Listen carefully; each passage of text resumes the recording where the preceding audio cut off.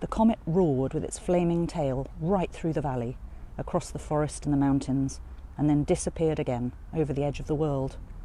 If it had come a tiny bit nearer to the Earth, I'm quite sure that none of us would be here now.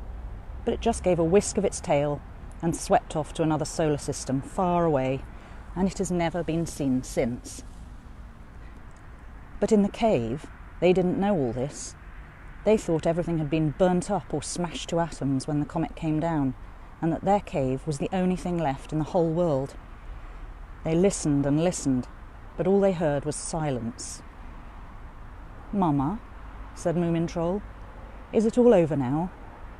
"Yes, it's over, my little Moomin child," said his mother. "Now everything's all right, and you must go to sleep. You must all go to sleep, my dears. Don't cry, Sniff. There's no danger now."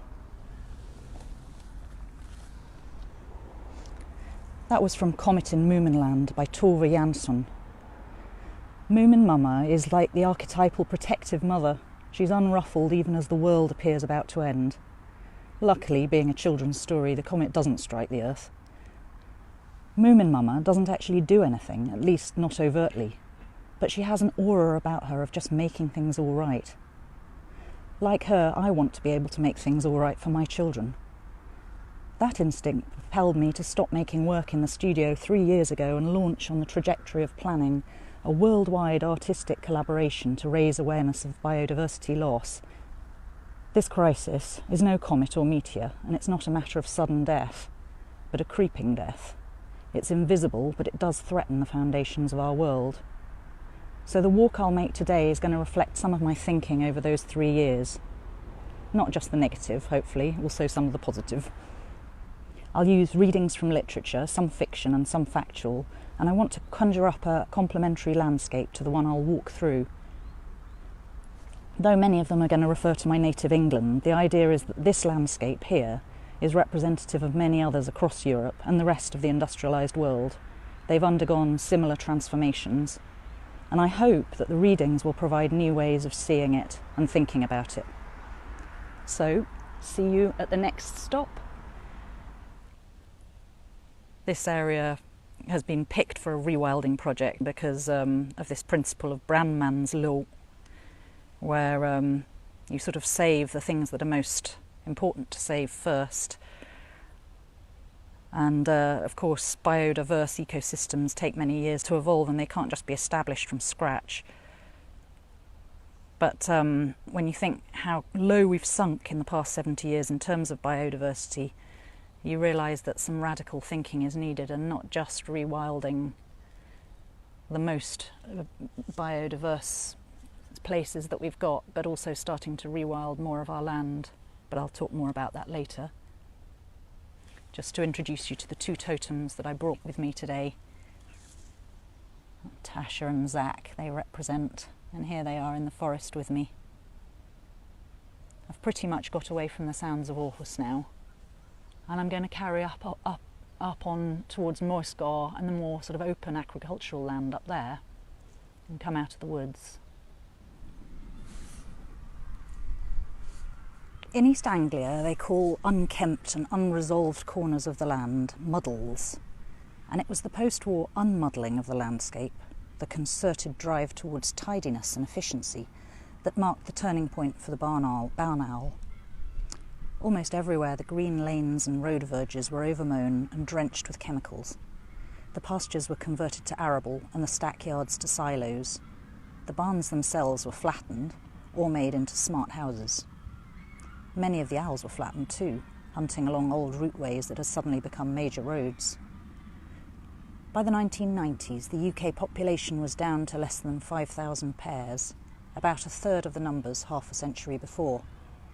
What is one to make of the decline of the screech owl, Norfolk's Billy Wise, Yorkshire's Jenny Howler, Sussex's Moggy, a passing perhaps unmourned by the increasing numbers of people who've never seen one in the wild? Few birds are so dramatically beautiful or can bring the exquisite delicacy of flight so close to us, or can look at us so penetratingly, eye to eye. But they mean more than that. Ecologists look to the condition of top predators as a measure of how well the ecosystem on which they depend is working. The barn owl is a cultural indicator too, we recognise at a deep level the meaning of that ritual crossing of the fields. It is a sacrament, a consecration of good ground, and the boundaries between light and dark, of the proper order of things. Just as the summer migrants stand for renewal, so the barn owl stands for continuity, and its passing leaves us that bit less grounded. That's by Richard Mabey from Nature Cure. And let me just tell you about the walk that I've done now, because I've come from Moorslet and arrived at Ravenholt, and I've come via the village of Testrup.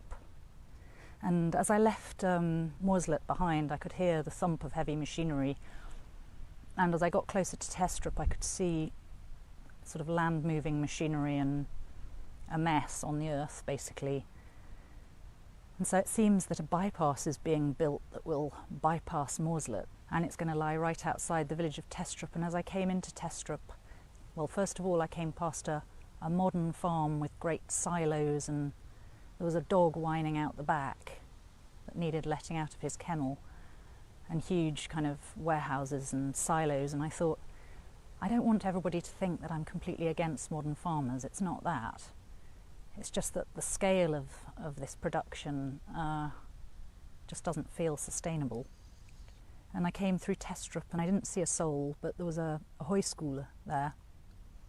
And as I left, there was a rather sort of pitiful sign, "Take care of the children on the roads." And I thought, there isn't really anywhere for the children to go here, because the whole village is surrounded by these massive fields full of crops.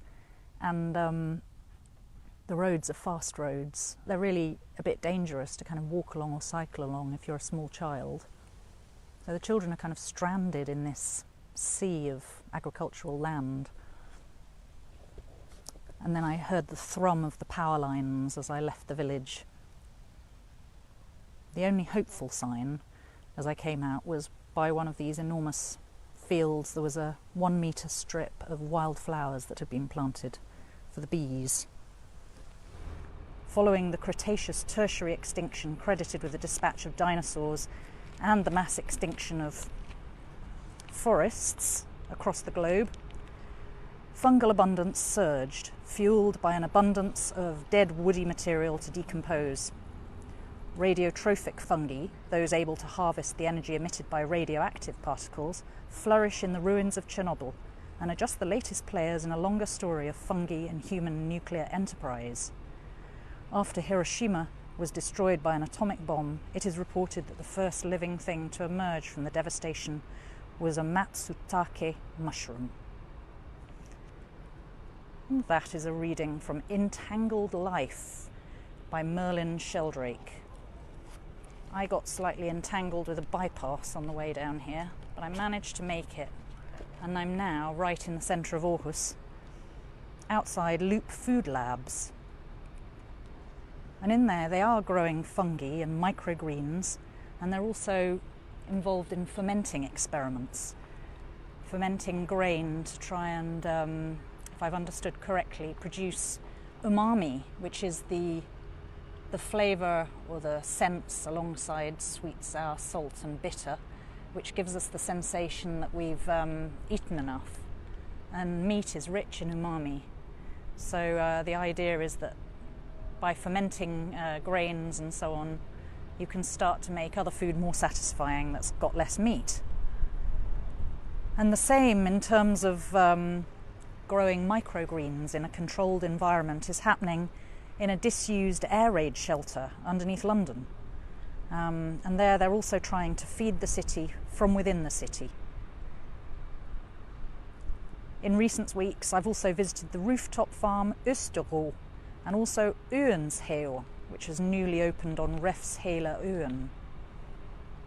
These are urban agriculture experiments that are just trying to take up some of the slack and produce food more locally, so that we don't have to use so much of our agricultural land, as I saw on that rather soul-destroying passage through the landscape earlier today.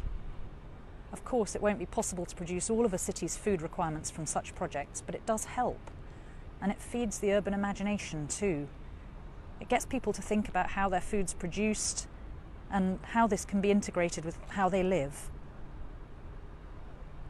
These things all give me a little bit of cause for hope. A city that begins to be a bit more self-sufficient might enable a little bit more relief on the countryside outside the city. A little more space for rewilding out there,